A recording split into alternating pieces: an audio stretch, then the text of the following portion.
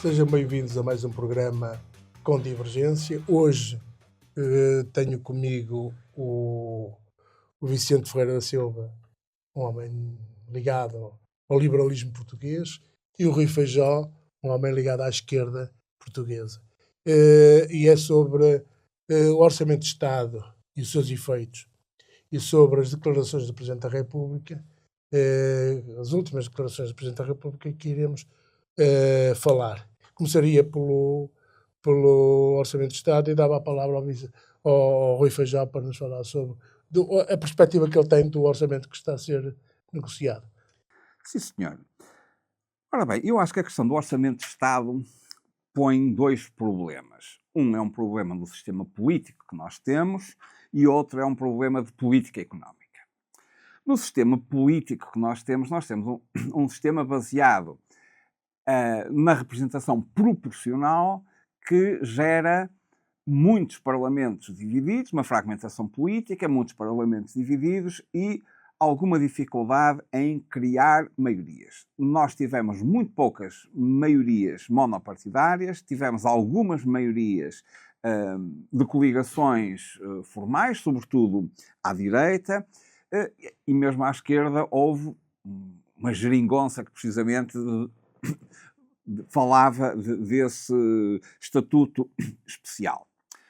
Ora, estas situações põem problemas aos governos minoritários. Os governos minoritários têm de gerir a questão fundamental de como fazem passar o seu programa. Como sabem, em Portugal não é obrigatório o programa ser aprovado na Assembleia da República. O programa, se for apresentada uma moção de confiança, pode-se votar a favor ou contra, mas o governo não é obrigado a validar positivamente o orçamento no Parlamento. O orçamento passa no Parlamento se ninguém se opuser ou se a maioria não se opuser. No caso, por exemplo, do segundo governo Passos Coelho, a maioria opôs-se e propôs o chumbo do orçamento e o governo caiu. Pronto. Portanto, a questão do orçamento é sempre uma questão sensível. É sempre uma questão sensível, sobretudo para os governos minoritários.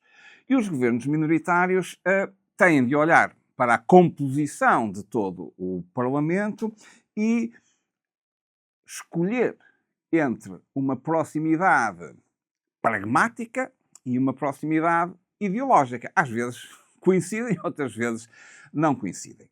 Uma proximidade pragmática é dizer: nós estamos na Europa, somos membros da União Europeia, há regras europeias que são subscritas por aquilo que poderemos chamar um bloco central. É pragmático tentar negociar um orçamento nessa maneira. Há outra maneira, que é olhar para o Parlamento e ver quem são as forças políticas que têm posições ideológicas mais próximas do governo. Foi assim com o António Costa, poderia ser assim com Luís Montenegro, porque tem, evidentemente, um lado do espectro político com quem pode negociar as medidas que ele considera estruturantes do Orçamento de Estado. E é este o dilema que temos neste momento para o nosso Orçamento de Estado. Qual é a política económica preconizada para o Orçamento de Estado? É claro que ainda não sabemos os detalhes, porque pouco foi dito, mas as duas medidas emblemáticas em torno das quais tem girado o debate mostram que o governo tem apoio ideológico à sua direita e espera o voto à sua esquerda.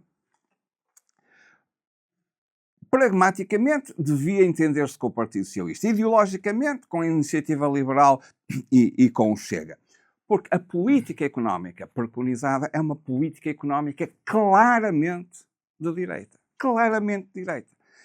Houve muitos governos, desde o Cavaco Silva ao António Guterres, que em situações minoritárias procuraram orçamentos centristas, procuraram orçamentos que era relativamente fácil de acomodar pelo outro lado.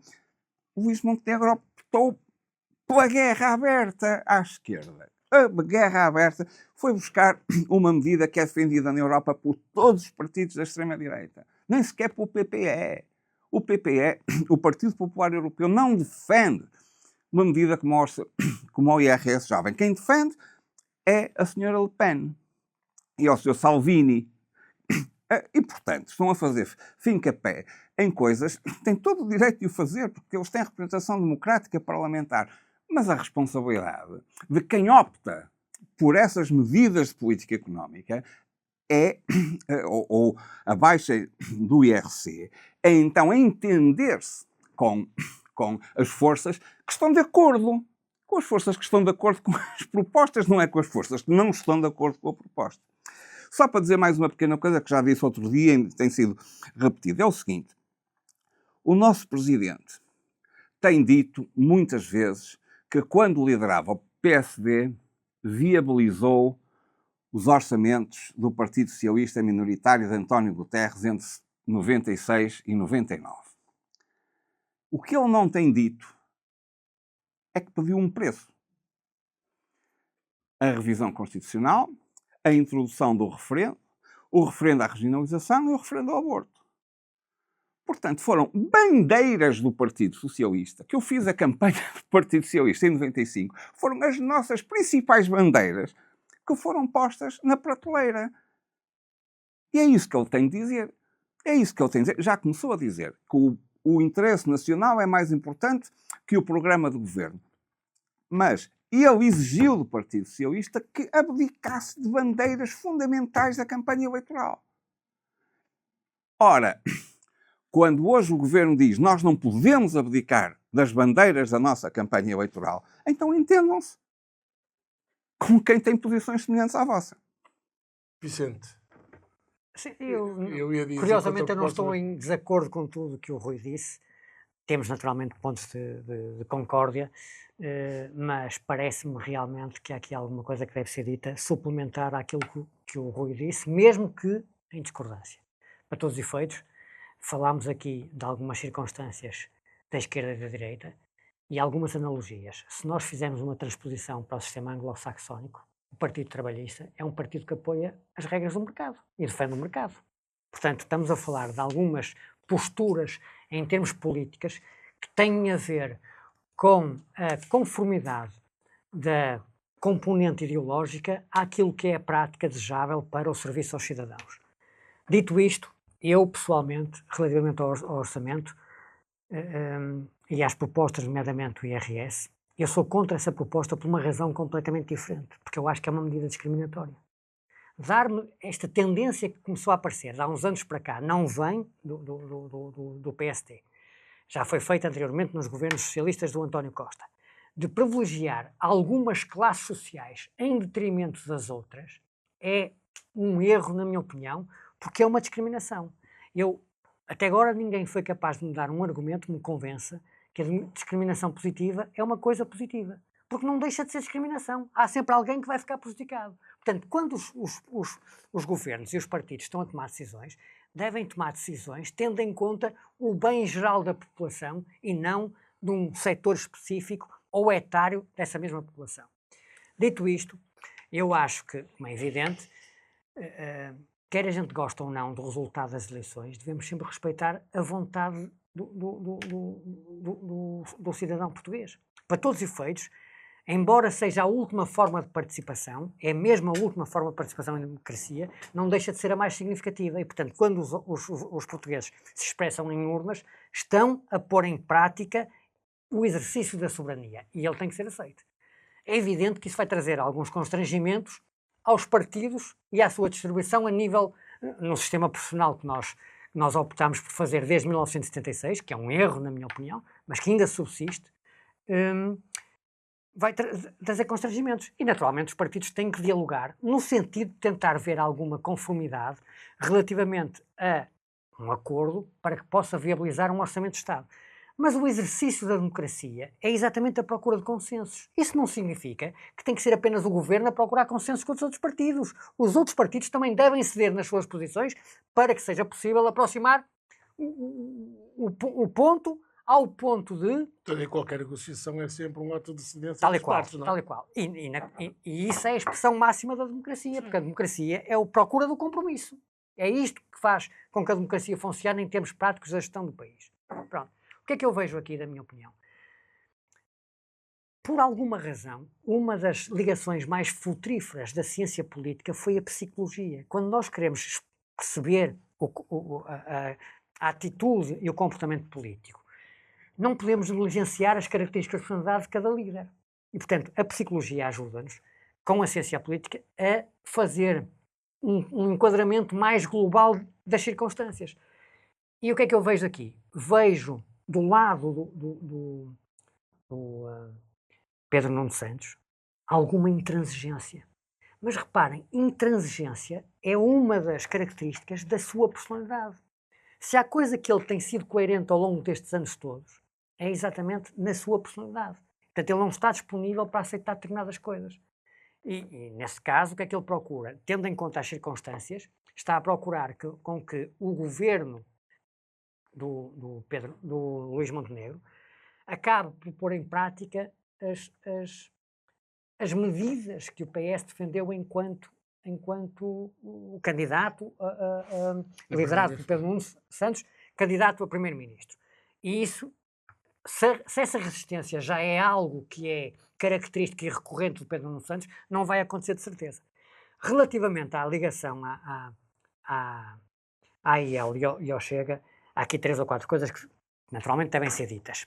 Primeiro, eu sou liberal, sempre fui, mesmo quando militante de partidos, e eu militei no Partido Social Democrata, saí do Partido Social Democrata em 1989, 87 mais ou menos, 87, 88 foi quando eu saí, porque percebi que começava a notar-se alguma coisa dentro do próprio partido em que a pluralidade interna ia diminuir.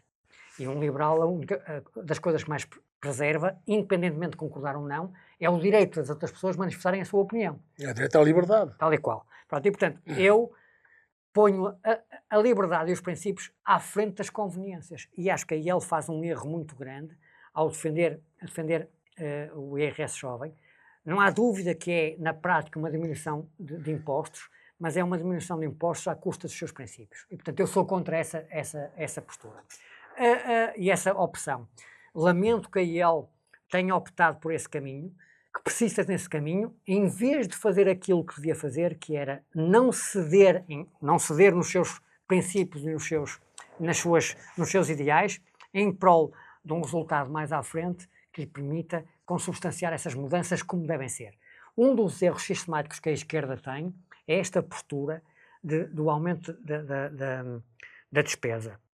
Porque é certo que quando o Marx teorizou as suas ideias, se aquilo que ele teorizou viesse a ser concretizável, tudo desaparecia. Até a sociedade, a ditadura do proletariado desaparecia, o Estado desaparecia, o dinheiro desaparecia, porque nós viveríamos numa sociedade tal que dispensaria naturalmente esse tipo de condicionalismos.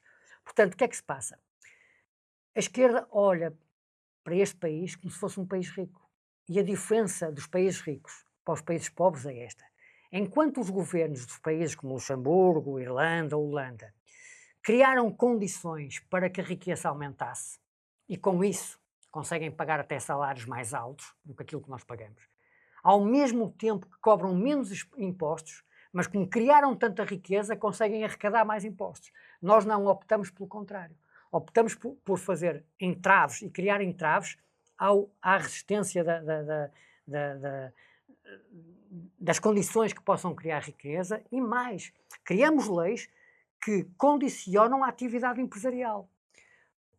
Não é o governo que tem que criar riqueza, são os agentes económicos. E qualquer partido que tenha esse pressuposto e que saiba, que acredita nas vicissitudes inerentes ao mercado, não põe isso em causa.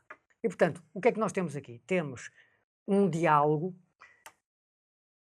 ou uma tentativa de aproximação, digamos assim, do Chega com o PSD. Ora bem, o Rui disse uma coisa muito interessante. Os governos têm que negociar.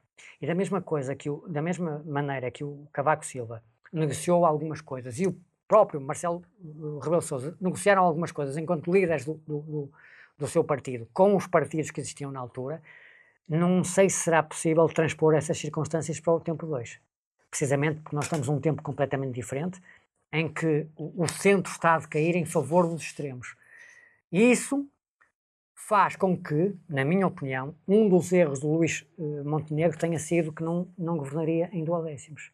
Eu, se estivesse no lugar dele, preferia ter ficado numa posição em que, se tivesse que governar com duodécimos, governaria, a deixar que o Pedro Nuno Santos, o meu adversário mais direto, político, me condicionasse ao ponto de impor o seu programa eleitoral ao meu. Acho que isso é impossível que ele aceite. Quanto ao Marcelo Rebelo de Sousa, com todo o respeito que eu tenho pela figura do Presidente da República,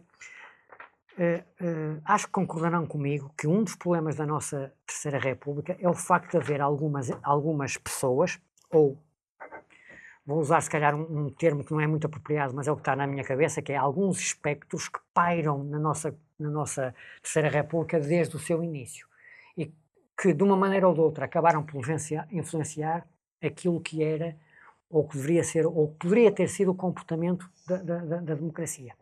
E acho que o Marcelo Rebelo de Sousa é uma dessas pessoas. E teve, ao longo dos seus anos como Presidente da República, vários momentos em que prejudicou a democracia para manter intacta a sua visão do que deveria ser a conduta política. Rui, como é que tu vês a atuação do Presidente da República? Ele que foi sempre um homem que falou na estabilidade, mas não foi ele também o próprio fator de instabilidade? Naturalmente. Isso é muito evidente, não é? É muito evidente. O presidente Marcelo Rebelo de Sousa, todos os presidentes leem a Constituição e interpretam-na. E ele interpretou-a também de alguma maneira. Eu, neste momento, não posso deixar de referir que as declarações do Presidente da República são tão variáveis quase como as do André Ventura. O André Ventura de manhã está a negociar o orçamento, à tarde não negocia com quem se senta com o PS, à noite quer um referendo, depois, à meia-noite, depois da ceia, já quer uma coisa diferente. O Marcelo Rebelo de Sousa não é da manhã para a noite, mas é Dia para dia. dia para dia. Portanto, eu penso que o Presidente tem tido um comportamento errático, um comportamento profundamente errático, com um objetivo até compreensível, que é de proteger a sua família política que, de alguma forma, o menosprezou e até o desprezou na altura em que ele foi eleito.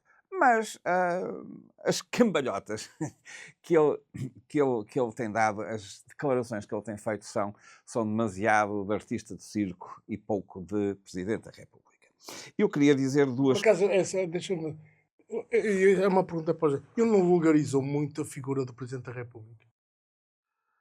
Eu não tenho a ideia que o Presidente da República tenha de ser uma pessoa posta num pedestal de 150 metros de altura que está lá em cima e que é preciso um curso de decifração para perceber o que ele quer. Quer dizer, o exemplo do Cavaco Silva, do Cavaco Silva como Presidente, a gente nunca percebia muito bem o que é que ele queria. Pouco falava e quando falava era... Agora, o Marcelo chegou ao outro extremo. De alguma forma, eu simpatizo com a ideia de que o Presidente da República, o Olof Palme, não foi morto à entrada de um cinema onde ia sem guarda-costas.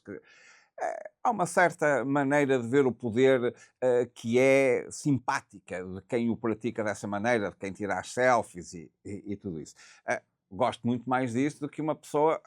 Eu lembro que nós tivemos aqui, quando eu estava na Câmara do Porto, nos anos 90, fazíamos as festas de São João e convidávamos os presidentes da República. O Mário Soares vinha da Ribeira ao Hotel Infante Sagres, com o martelo na mão a dar marteladas na cabeça e apanhar marteladas na cabeça. O presidente Jorge Sampaio já tinha mais dificuldade. O presidente Cavaco Silva nunca foi visto. Mas esse não é. Mas esse não. Porque o Presidente da República tem de ter uma posição importante no sistema político português e não pode andar a mudar de posição e, como uma bailarina ou como um artista de circo, que é o que me parece que ele é. Eu gostava só de voltar um bocadinho atrás, depois temos outras coisas a Não ver. vamos muitas, porque daqui a pouco... Para a frente, mas para mim, um governo tem de governar para o conjunto da sociedade e não para a economia. A economia é uma parte da sociedade, não podemos ter um programa económico independente da sociedade em que estamos. E é por isso que a discriminação positiva, para mim, faz algum sentido. A discriminação positiva faz algum sentido. E vou dar um exemplo de como é que ela pode não prejudicar. Quando foi declarado que havia condições especiais de ingresso no ensino superior para pessoas de baixos rendimentos, isso não foi feito retirando pessoas de mais altas notas, mas acrescentando ao concurso normal algumas vagas para pessoas que, não tendo rendimento escolar nem rendimento económico, poderiam beneficiar de se juntar. Isto não retirou ninguém. Por exemplo, na Alemanha, o Parlamento não tem um número fixo de deputados. Porque as regras eleitorais dão que, às vezes, para se compor a regra eleitoral, tem de se meter mais dois ou três. Portanto, é uma espécie de discriminação.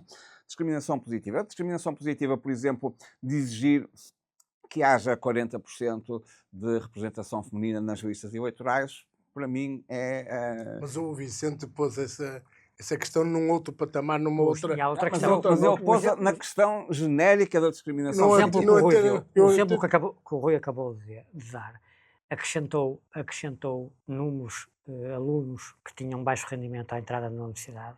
A questão que está aqui era, para mim, que é essencial, eles tinham mérito, tinham notas para entrar. Essa que é a questão. Ora bem, porque eu acho que tudo na vida... Este sistema foi feito precisamente para reconhecer que pessoas que têm baixos rendimentos podem não ter rendimentos académicos. Por exemplo, podem não ter dinheiro para ir para os colégios privados que inflacionam as notas. E, portanto, se nós dizemos assim, a Faculdade de Economia abriu 100 vagas, e vão as 100 vagas para um concurso nacional que é feito por notas, independentemente de rendimentos financeiros. Eu acho que isso é uma percepção vendida pela esquerda. Se for fazer um estudo com calma, a maior parte das pessoas que tinham baixos rendimentos acabaram por se esforçar, se ingrar e ter sucesso na vida. Sim, há uma parte... Mas podiam ter azar à entrada. Olha, vou dizer uma coisa. Eu ano passado dei aulas numa universidade privada. Portanto, não havia discriminação positiva. Dei 19 valores a uma aluna que não continuou porque não tem dinheiro. 19 valores. E não tem dinheiro para continuar porque o pai está desempregado. Portanto, a discriminação positiva é uma coisa que merece outra conversa. Aliás, o Vicente está a dizer é outra coisa. É meritocracia. Eu sou contra as cotas, como é evidente. Não vale a pena. Vale a pena. É por isso que nós temos... Cotas, claro, as cotas... E depois, porque as cotas têm este efeito... É por isso que um é de esquerda e outro de direita. Tem este efeito... Direita. Eu não sou de esquerda, nem de direita. Não, o Vicente não quer assumir como é de direita. Não sou de direita. Sou liberal e as métricas científicas que determinam nos países onde os partidos estão colocados no espectro político põem o liberalismo ao meio. É claro que o liberalismo tem variantes, como todas as ideologias, mas, por norma, é no meio que se situa o liberalismo. Agora, isso é outra questão. As cotas têm outros efeitos, para além da discriminação positiva, têm outro efeito, que é, muitas vezes, as próprias cotas, porque há pessoas que se manifestam mais veementemente de cotas, fazem com que pessoas que tinham mérito para pertencer a essas cotas, sejam abafadas e preteridas porque outras fazem mais barulho ou porque têm apoios aqui e eu ali. Portanto, mas não- isso depende Rui, dos sistemas da discriminação positiva. Há uns bons, outros maus. É como pronto, tudo, não é? É como tudo. O argumento, como eu lhe disse, e reitero, o Não, mas argumento é que eu ouvi que até agora não há eu, nenhum por que acaso- convença. Uma discriminação é uma discriminação, eu, por acaso- independentemente dos resultados que ela vai ter. Eu, por acaso, Pronto. Repare, eu acho- apoio um bocado a posição do Vicente, porque, de facto, é uma posição que vai em desencontro com a liberdade Tal e qual. de poder esticar, digamos... Voltaremos num porque, próximo programa por a outro isto, lado, porque por ainda outro temos lado- umas coisas do IRC Por outro lado, não deixando de pôr em causa, por exemplo, a discriminação positiva quando se trata, por exemplo, de favorecer uma empresa que vai para o interior para criar postos de trabalho, sei que. Deixe-me só As outras acrescentar questões. só aqui uma coisa que disse em relação àquela pergunta que fez. Aquilo que nós estamos a falar aqui, que o Rui até trouxe e deu bem. exemplos com pertinência, tem a ver com aquilo que eu referi há um bocado, com a personalidade de cada um. A personalidade do professor Marcelo Rebelo de Sousa, do atual Presidente da República, é completamente distinta da do Mário Soares ou da do Cavaco Silva. Portanto, é natural que ele reaja de uma maneira diferente. E há aqui uma coisa que deve ser dita. E sim, eu concordo que o Presidente não pode estar sempre num pedestal a 150 metros de altura, seja lá o que for. Mas, como o nosso sistema político é uma herança da monarquia constitucional e o rei, neste caso o Presidente, é o poder moderador, não é possível que não deixe em alguns tempos, o Presidente ter esse tipo de postura, precisamente para tentar pôr ordem ou dar ou ter até autoridade moral para pôr ordem num sistema, que é uma das coisas que um dos problemas que nós vivemos atualmente e que ajudou a que o Chega aparecesse, que é o facto podemos discutir se isto podemos vir a discutir se isto será assim ou não, mas eu não tenho a mínima dúvida que com a geringonça, principalmente com a geringonça, com as circunstâncias que se convergiram para que o António Costa pudesse ser primeiro-ministro e ser governo, banalizou-se a autoridade. E ao banalizar a autoridade, o comportamento dos cidadãos hoje em dia é um reflexo de decisões que foram tomadas há uma série de anos. E que, na minha opinião, se materializaram com esse momento. Portanto, era preciso... O que é que ajudava que o Marcelo fizesse, na minha opinião? Exatamente que tentasse fazer com que esse respeito pela autoridade voltasse a aparecer, que não aparece. E, por fim, uma pequena nota, já lhe passo a palavra... Que seja mesmo. Sobre o Ventura. O Ventura não é confiável. O Ventura não é confiável para ninguém, porque o Ventura não está interessado, só está interessado em tirar dividendos políticos, seja qual for o momento e a circunstância em que tiver. E viu-se na eleição da mesa da Assembleia da República. O Ventura preferiu não tomar uma posição e, com isso, fez com que a democracia não pudesse funcionar com a posição que teve. E isso diz muito a respeito dele.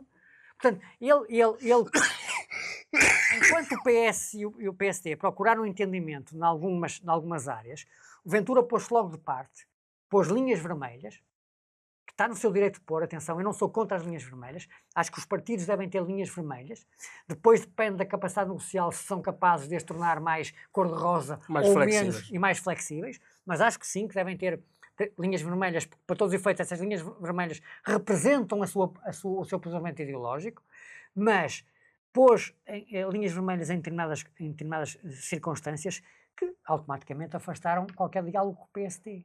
Percebe? E agora o que é que ele fez? O que é que eu vejo agora o Ventura a fazer? Naturalmente aquilo que qualquer líder oportunista e populista como ele fará no seu lugar, que é aproveita-se da circunstância específica deste momento para passar como salvador da pátria. Pronto, e nós temos que, é só isto a nota que eu queria deixar, nós não podemos continuar a olhar para a política e a analisá-la e os responsáveis políticos a executá-la desconsiderando a circunstância e o peso do Chega na sociedade portuguesa. Rui, portanto, tens 2 minutos para apresentar o tema que querias falar, que estavas a falar do IRC, só duas, que é para depois dar a palavra duas coisas muito pequeninas e depois uma maior. A primeira é que eu estou aqui como uma pessoa de esquerda, assumidamente de esquerda, disse logo no primeiro programa, é difícil, não estou a representar organicamente ninguém, estou penso pela minha cabeça, mas a esquerda não é necessariamente, e eu não sou contra o mercado. Não é uma questão de mercado. Mas eu dou normalmente este exemplo. Eu, na minha vida, fui empresário. E fui empresário no setor dos vinhos. E tentei exportar, ou aliás, fui contactado para exportar vinhos para a Escandinávia. Na maior parte dos países escandinavos, você não pode ter uma empresa privada para importar vinhos. É o Estado que tem o monopólio da distribuição dos vinhos. E a gente vai dizer que os países escandinavos não são uma economia de mercado, são uma economia de mercado regulada. Regulada em função de critérios económicos e sociais, porque a venda do álcool é uma questão socialmente sensível e tem uma resposta economicamente adequada num mercado destes. A questão do IRS jovem leva-me... Você fez uma crítica à IEL. E eu acho que a IEL tem, em alguns... Mas isto é uma conversa longa que poderemos ter noutra altura. A IEL é uma organização que defende alguns princípios liberais, mas defende alguns princípios que eu acho que são libertários, que são além do liberal, é o horror a tudo quando cheira a Estado. E a gente tem de reler o velho Adam Smith para saber o que é que o Estado pode fazer. Relativamente só à questão da discriminação. O que é que o governo está a sugerir? Baixar o IRC de uma taxa nominal de 21 para uma taxa nominal de 19. Para todos. Façam eles o que fizerem com o remanescente. Ora bem, a OCDE mostra-nos que em 2023 a taxa média de IRC a nível mundial era de 23,45. A média da União Europeia é 21,3. Em Portugal continental é 21. Na Madeira é 20, nos Açores é 16,8. Portanto, já que temos discriminação entre Madeira, Açores e continente. Se a empresa tiver um lucro tributável abaixo de 15 mil euros, só paga 17. E paga 21 acima daquilo que for acima dos 15 mil. Portanto, nós temos aqui uma coisa que é cheia de caixinhas. Nós temos, quando a empresa apresenta contas no fim do ano, tu sabes isto melhor do que eu, mas é basicamente assim, gastei tanto, ganhei tanto, portanto há aqui um encontro, mas depois não vou pagar imposto sobre isto. Os benefícios fiscais às empresas são mais de 500. São mais de 500. A Francisca Guedes de Oliveira fez, há tempos, ela agora é vice-governadora ou administradora do Banco de Portugal, mas fez um estudo para o Ministério das Finanças sobre os benefícios fiscais. Portanto, o que acontece é que quando nós falamos que Portugal tem uma taxa de 21%, é antes de considerarmos os benefícios fiscais que vão diminuir o rendimento coletável e os 21% não se vão aplicar à diferença entre lucro, entre vendas e compras, não é? Entre receitas, proveitos e despesas. E despesas. Vai-se aplicar a uma coisa muito mais baixa e, portanto, quando se vê o que as empresas pagam em função do que foram os seus proveitos, estamos muito longe dos 21%. Estamos muito longe dos 21%.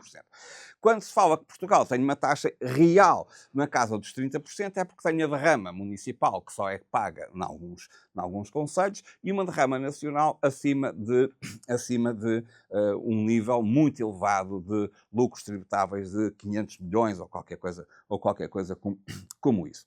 E a OCDE, o que a OCDE tem vindo a defender, a OCDE não é uma organização de esquerda. Não é uma organização de esquerda. O que a OCDE tem vindo é que os Estados devem ser seletivos no benefício fiscal que dão às empresas. Quando as empresas fazem ações, aplicam o seu dinheiro em ações que são social, economicamente justas. E não quando transferem para dividendos aos acionistas. Por exemplo, não é quando aplicam em offshores. Portanto, basicamente, o FMI, por exemplo, em 2015, mostrou que cortes transversais nas taxas tipo IRC tinham reduzido o crescimento de várias economias. Posso só dizer duas ou três notas Não, breves? claro, tenho o prazer de acabar esta conversa. Só duas ou três notas breves. Primeiro, 10 anos antes do Adam Smith ter escrito A Riqueza das Nações e ter falado no conceito da mão invisível, André Chydenius, um padre nórdico, escreveu um livro que chamava O Ganho Nacional, onde falava da mão invisível. 10 anos antes do Adam Smith. Portanto, a Escandinávia, vamos falar no geral, na Escandinávia, é um povo que normalmente é gerido por partidos sociais-democratas, mas tem enraizado na sua estrutura mental o liberalismo. E da mesma maneira que o Rui disse, evidentemente, há setores... Mas é um liberalismo regulado. Há setores... Isso é o que os liberais defendem. Os liberais não defendem o neoliberalismo. Os liberais defendem um Estado pequeno, eficiente e regulado. O que nós não defendemos é um Estado grande demais, que é o que acontece em Portugal e normalmente nos países do sul da Europa. Mas a questão aqui é, da mesma maneira que realmente há mercados específicos na Escandinávia que são regulados pelo mercado, pelo Estado, e isso tem a ver com as características do povo. Portanto, eles sabem porque é que tomam essas decisões. Por exemplo, nos países nórdicos não há salário mínimo. Eles não precisam de salário mínimo para negociar com o povo, porque os sindicatos, em vez de agirem como braços políticos e armados dos partidos, agem como defensores dos seus membros e do público. Portanto, dispensam. Há aqui uma atitude que é transversalmente diferente daquilo que nós vemos cá em Portugal. E relativamente aos impostos, sobre aquilo que referiu, nem o IRS nem o IRC são os únicos impostos que existem em Portugal. Aliás, eu defendo uma coisa.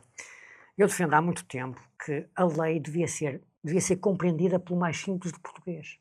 Devia estar acessível a um entendimento do mais simples do português. E a mesma se passa nos impostos. Tal como a nossa lei, nós temos leis para tudo, algumas muito bem feitas, não digo que não, e até adequadas às necessidades, mas temos leis para tudo e para mais alguma coisa, que depois necessitam de ser retificadas para serem adequadas à realidade e não são por resistência dos próprios intérpretes e legisladores. O mesmo se passa na fiscalidade. A nossa fiscalidade é uma coisa monstruosa e doentia na qual ninguém se entende. E qual é o problema disso para o Orçamento de Estado? É que o Orçamento de Estado, no fundo, é um documento que já traz automaticamente, transpõe de ano para ano, uma série de despesas da qual não pode fugir. E, portanto, só há duas maneiras de ganhar mais, de fazer coisas com o Orçamento de Estado. Ou se diminuem impostos, ou se aumentam os impostos. Ou é assim a única maneira, porque com as receitas que sobram ao Estado, face àquilo que fica despesa estrutural, a única maneira de fazer mais para cumprir as promessas é cobrar impostos, é ter mais receita. É tão simples como isto. E é isto que tem que ser mudado. Muito obrigado. Foi um prazer estar convosco. Aliás, a conversa estava muito animada. O nosso tempo é que esgotou, mas tem continuidade Tem, sim, daqui aos próximos dias. Muito obrigado. Foi 5 estrelas.